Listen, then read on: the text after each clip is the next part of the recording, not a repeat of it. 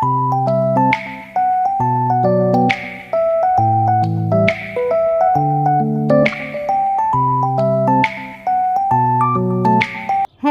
বন্ধুরা, আশা করি সবাই ভালো আছো, সুস্থ আছো আর খুব সাবধানে আছো। তো আমি তো ঠিকঠাক ভিডিও দিতে পারছি না কদিন, মানে নানা রকম ঝামেলাতে দিতে পারছি না আর কি।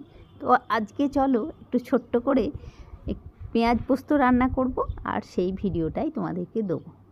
মিক্সিং জারে দেখলে পোস্ত দিয়েছি, ওই পোস্তটা এখনও পেশা হয়নি, পোস্তটা পিষবো। তার আগে এদিকে পেঁয়াজটা কেটে নিই।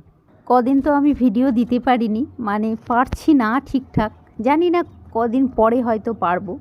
ওই আর কি হয় না, মানে সংসারে এক এক সময় এক একটা প্রবলেম এসে যায়, সেরকমই আর কি। আর আমি তো আর একা, মানে শ্বশুরবাড়িতে একা থাকি তা নয়, আমি তো মোটামুটি সবারই সঙ্গেই থাকি। ওই জন্যই শ্বশুরবাড়ির কারুর কিছু হলে তখন তো আমারও সেটা হয়ে যায়। তো সেই নিয়েই আর কি, শরীর টরীর খারাপ এসব নিয়ে একটু ঝামেলায় আছি। চলো আজকে ছোট্ট করে। তো দেখো, শুরুতে দুটো পেঁয়াজ দিলাম, পেঁয়াজটা ছোট ছোট করে একদম কুচি করে কেটে নিলাম। আর ওদিকে পোস্তটা রাখলাম। পোস্তটা তো ফার্স্টে ড্রাই পিষে নেবো, তারপরে জল দিয়ে পিষবো, সেটা আর আলাদা করে আমি দেখাচ্ছি না। সেটা তো আমি আমার রান্নাতে সব সময় দেখাই, যে পোস্তটা আগে ড্রাই পিষে নিই, তারপরে একটু কাঁচা লঙ্কা দিয়ে পিষি। তো কড়াতে তেল দিলাম, এবারে তেলটা যখন একটু গরম হলো তখন কাঁচা লঙ্কা দিলাম। আর পেঁয়াজ পোস্তটা কিন্তু কাঁচা লঙ্কাতেই ভালো হয়, মানে ভাজার শুকনো লঙ্কাতে ভালো হয় না।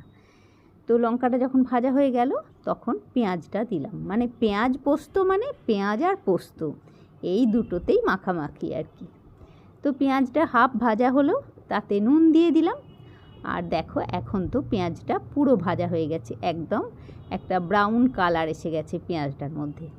আর এইভাবে যখন পেঁয়াজটা ভাজা হয়ে গেল, আর অবশ্যই গ্যাস সিমে রেখে ভাজবো, না হলে কিন্তু পুড়ে যাবে, মানে এটা পেঁয়াজটা ভাজতে গিয়ে পুড়ে যাবে। তো পেঁয়াজটা যখন পুরো ভাজা হয়ে গেল তখন আমি পোস্তটা ঢেলে দিলাম, মানে ওই যে ড্রাই পিষে নিয়ে যখন কাঁচা লঙ্কা জল দিয়ে ভালো করে পিষেছিলাম সেই পোস্তটা পুরো দিয়ে দিলাম। আর আবার একটু নুন দিয়ে দিলাম, কেননা নুনটা কম হয়েছিল, ওই জন্যে আবার একটু নুন দিলাম।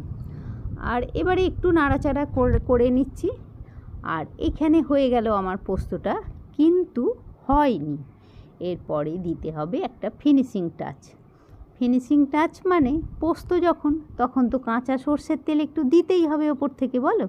একটু পোস্ততে একটু কাঁচা সর্ষের তেল না দিলে সেই পোস্ত কখনো ভালো লাগে না খেতে। তো কাঁচা সর্ষের তেল দিয়ে একবার ভালো করে নাড়াচাড়া করে দিলাম। আর এরপরে একটু ঠান্ডা হয়ে গেলে তোমাদেরকে আমি দেখাচ্ছি। দেখো, এখন কিন্তু একটু পাতলা পাতলা লাগছে, কিন্তু ঠান্ডা হয়ে গেলে পুরো জমে যাবে। আর এদিকে সিমে গ্যাসেই হচ্ছিল, বা পুরো রান্নাটা সিমে গ্যাসেই হলো। দেখো, কালারটাও বেশ সুন্দর হয়েছে, কোনো তো আলাদা করে কি স্পেশাল কালার নেই, তবুও কালারটা বেশ সুন্দর হয়েছে। এটা থাক, একটু ঠান্ডা হোক, তোমাদেরকে আমি দেখাচ্ছি। চলো এবারে পোস্তটা নামিয়ে নিই, মানে নামিয়ে তোমাদেরকে একটু দেখাই কেমন হলো। আর এর সঙ্গেই ছোট্ট করে আমার আজকে ভ্লগটাও শেষ করছি। দেখো কতটা গাঢ় হয়ে গেছে, দেখেছো? কড়াতে যখন হচ্ছিল তখন যেন মনে হচ্ছিল কত পাতলা পাতলা হলো, একটা ভালো হলো না। আর এই পোস্ত কিন্তু ভাত দিয়ে খেতে খুবই ভালো লাগে, রুটি দিয়েও খেতে খুব ভালো লাগে। মানে যারা ভাত দিয়েই সবসময় পেঁয়াজ পোস্ত খেয়েছো, তারা একবার কম করে রুটি দিয়ে পেঁয়াজ পোস্ত একটু খেয়ে দেখবে। মানে আমি বলছি না রুটির জন্য পেঁয়াজ পোস্ত রান্না করো, হয়তো ভাতের জন্যই করেছো, কিন্তু একটু রেখে দিও, সেদিন রুটি দিয়েও খেয়ে দেখবে, সেটাও খুব ভালো লাগে খেতে।